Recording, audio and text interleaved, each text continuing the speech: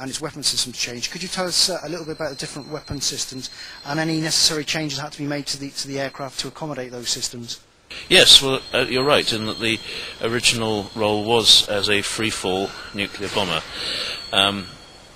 As I mentioned rather earlier, the original British bomb was a huge weapon, about 25 feet long and about 5 foot in diameter, and the aircraft was designed around the bomb bay to carry this single huge conventional atomic bomb. It was about the same size as the Hiroshima weapon, about 20 kilotons or so.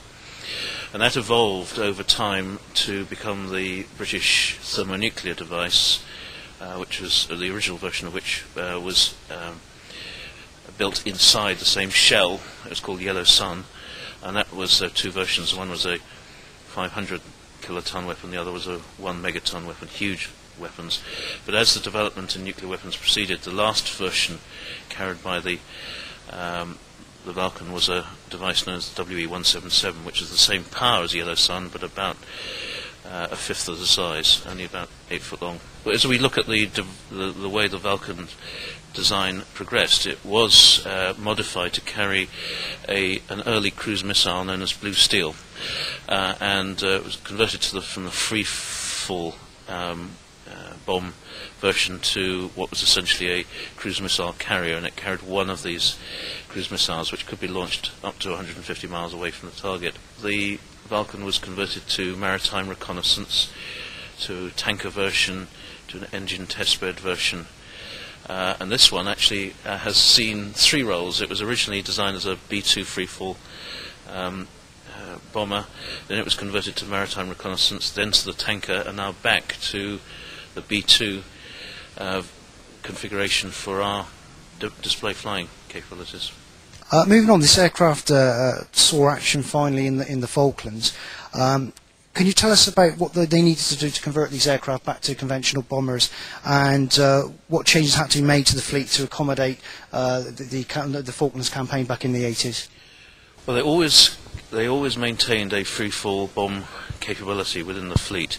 This aircraft was actually not used in the Falklands campaign itself, but you're absolutely right. There were 7 missions out to the Falkland Islands by bombers from RAF Waddington, who staged through Ascension Island, and those individual bombers were supported by a fleet of around 20 tankers it took, because this is at the time the world's longest bombing mission, 8,000 miles round trip.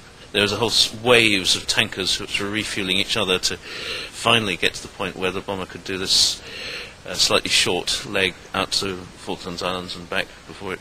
I believe one of the first missions was actually to take out the runway, and I believe that was quite successful. I believe one of the first Black Buck missions. Yes, Black Buck 1 successfully bombed Port Stanley airfield, and one of the bombs, as you can imagine, a line of bombs actually created the centre of the runway, which is spot on. And indeed, Martin Withers, who was the captain on that mission, is one of my co-pilots. Bringing XH-558 back to flying conditions seems like to be a massive undertaking. Can you tell us a little bit about the history of the restoration effort and some of the trials and tribulations on the way? Yes, it has gone on for quite some time. I've personally been leading the project now for 8 years. Doesn't seem like that, but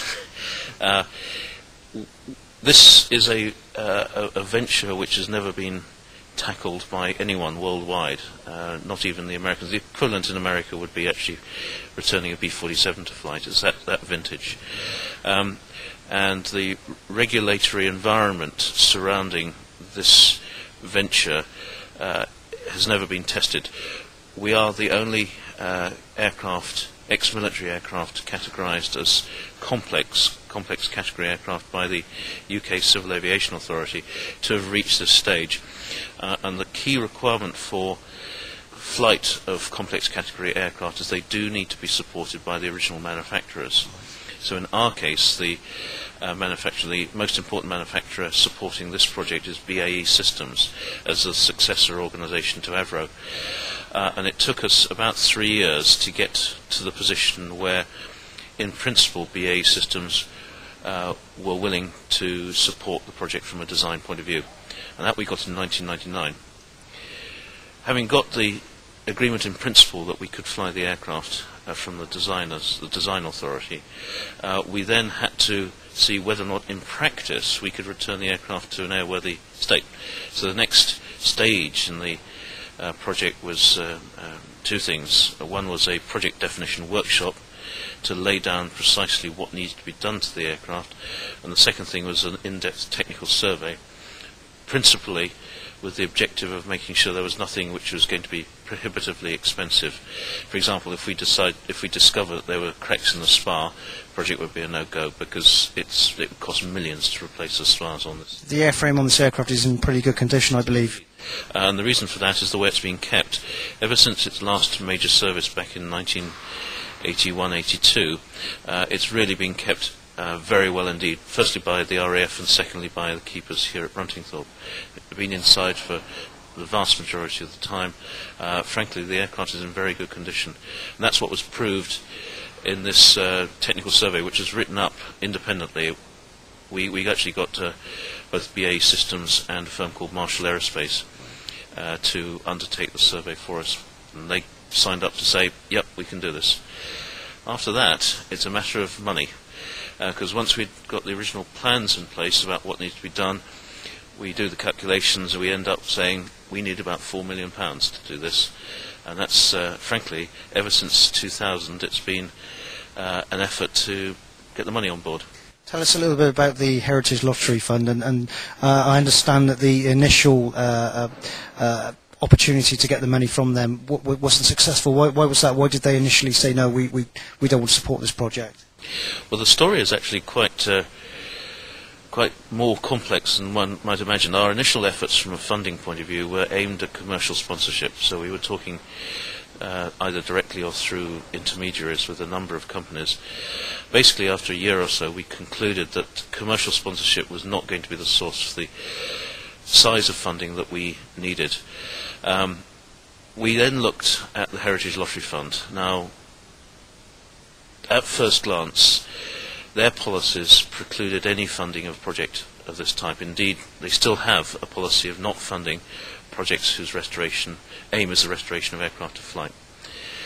So it was actually with a degree of realism did we make an application back in 2002 to the Lottery Fund, just to sort of probe the processes and see what their reaction was. The Lottery Fund's decision-making process for a project of this type takes about 6 months or so. So once we'd submitted the application, then when there was a period of waiting around to hear what would happen. And indeed, you're absolutely right, they rejected that first application because policy and because we actually, in their eyes, hadn't constructed a plan with significant enough public benefits to justify the amount of money what they wanted. What was extraordinary when they announced the rejection was the reaction from the British public, in that we had hundreds, thousands of emails, telephone calls, letters into the Lottery Fund, basically saying to them in different ways that they'd made the wrong decision. And this was a bit of a wake-up call to the Lottery Fund. They worked with us in the following few weeks to describe how they thought that we should construct our application so as to bring out the public benefits that they thought the money that we were wanting for should be justified by. We then spent about 6 months or so rewriting the whole application and building around the restoration and display program a whole set of new activities, basically telling the story of the Cold War but based around the aircraft. And a number of things that happened over that period which were very much to our benefit. One of the main things was the recognition within the heritage movement in the UK that the Cold War was indeed something that was really important for the country to know about. And we're now working with the RAF Museum at Cosford and the Imperial War Museum at Duxford to tell the story of the Cold War.